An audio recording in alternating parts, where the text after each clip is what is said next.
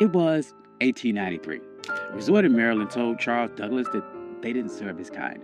They thought by denying him a meal, they were putting him in his place. But he didn't argue. He didn't march. He walked down the beach, found the property line, and bought 40 acres right next door. He didn't ask for a seat at the table. He bought the ground the table was sitting on. This is the story of how Charles Douglas turned a restaurant rejection into the first black municipality in the state of Maryland.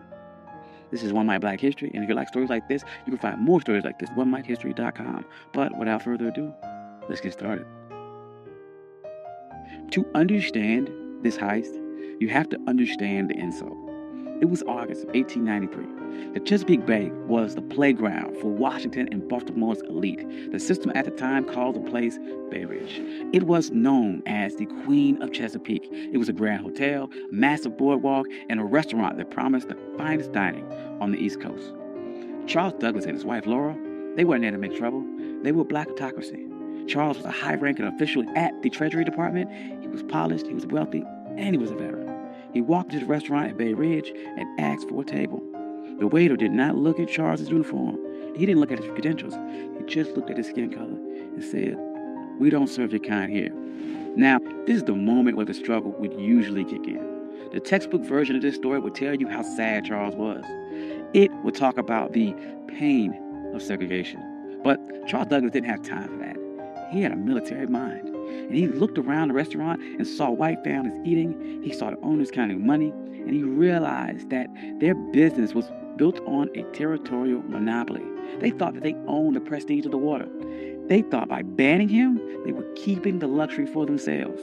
Charles walked out of that restaurant, but he did not leave the area. He walked down the beach, he crossed the property line, and he stood on the dirt right next to the people that insulted him. He was looking at a 40-acre tract known as Bashir's Farm. It was rugged, overgrown patch of coastline. To the owners of Bay Ridge, it was a waste of space. To the system, it was unimproved land.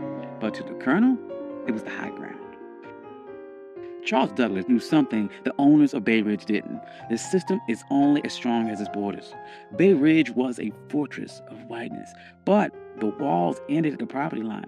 If Charles could control the land right next to them, he didn't need their permission to exist. He could create a parallel world that Jim Crow laws of public accommodations could not touch. See, in 1893, separate but equal wasn't even legal doctrine yet. That would not happen for another 3 years with Plessy versus Ferguson. But the private property doctrine was already ironclad. The law of the land said that a man could do whatever he wanted with the dirt that he owned. Charles realized that public space was a trap. If you relied on the public to treat you fairly, you were a beggar. But if you owned the private, you were sovereign. So he went to the owner of the 40-acre farm, a man by the name of Daniel Bashir. He didn't ask for a favor. He brought money. He offered him $5,000 cash. In 1893, that was an astronomical sum. It was roughly the equivalent of about $175,000 in today's money. But the strategic value was worth millions. Bashir took the money. He signed the deed. And on that day, the Queen of Chesapeake lost its monopoly. Charles Douglas didn't just buy a farm. He bought the gateway to the bay.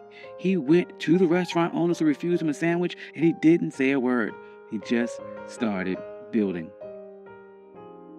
And the first thing Charles did wasn't build a resort for the masses. He built a fortress for his legacy.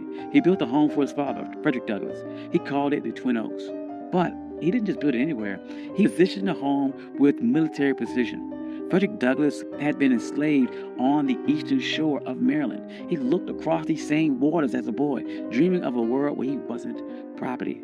So Charles Douglas designed Twin Oaks so his father could sit on that property and look directly across the Chesapeake at the very shore where he was once owned.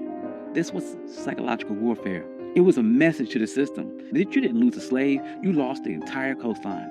Frederick Douglass never got to spend a full summer there because he died in 1895, but the receipt was still filled. The Douglass name was now etched into the land in the deeds of Maryland. But Charles was not done. He knew that one house was an anomaly, but an entire empire is a network. So he began subdividing the land, and he didn't sell it to just anyone. He targeted the sovereign class.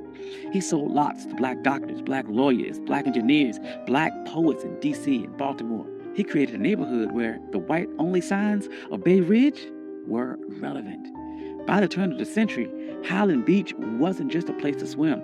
It was a black think tank. Paul Robeson was there. Langston Hughes was there. W.E.B. Du Bois was there. They weren't protesting segregation. They ignored it. They built their own hotels. They built their own pier. They built a community center. They built a closed economy where black money stayed in black pockets and black dignity was the default setting. Now, there's no way the system sat back and watched this happen. The owners of the white resorts nearby were furious. They saw the private property loophole working against them, and they realized that they had lost control of their territory. So they tried to use paper weapons. First, they tried to use vagrancy laws. They sent the police to harass people walking between the train station and Highland Beach. They wanted to make the journey so uncomfortable that the residents would give up. That didn't work.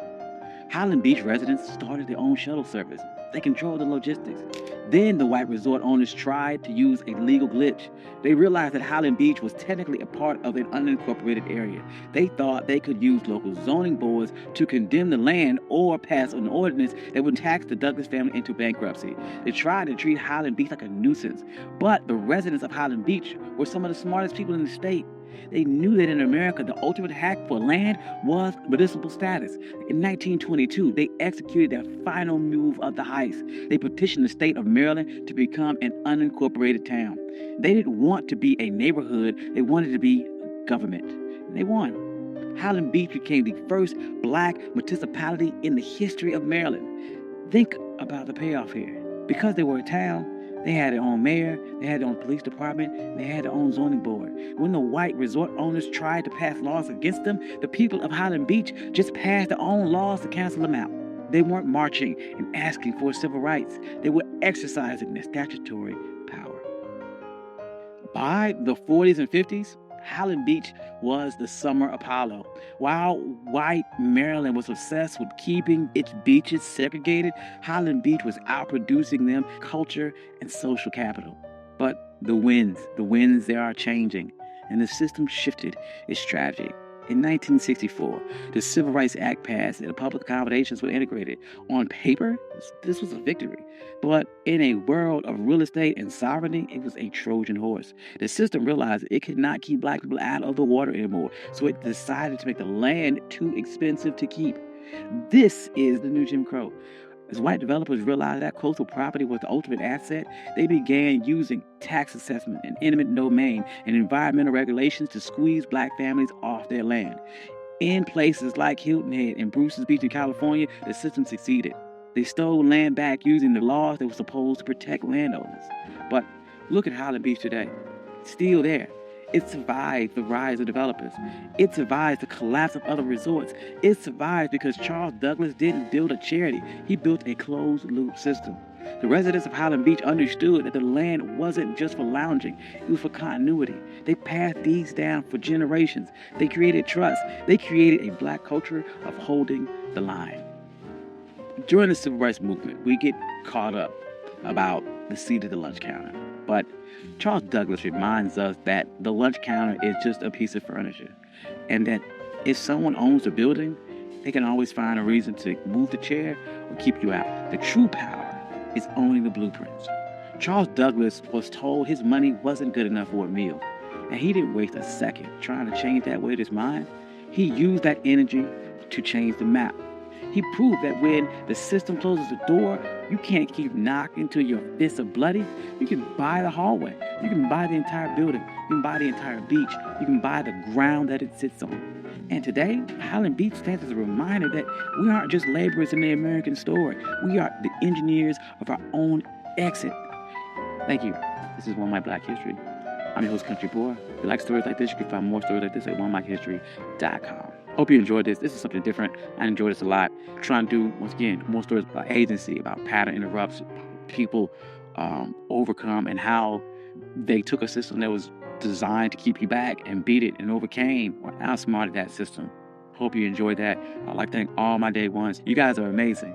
Thank you guys all for coming out. Like, financial contributors. Oh, yes. And if you don't see your name here, please reach out to me. I'll add your name. I'm sorry. I love you all. Peace.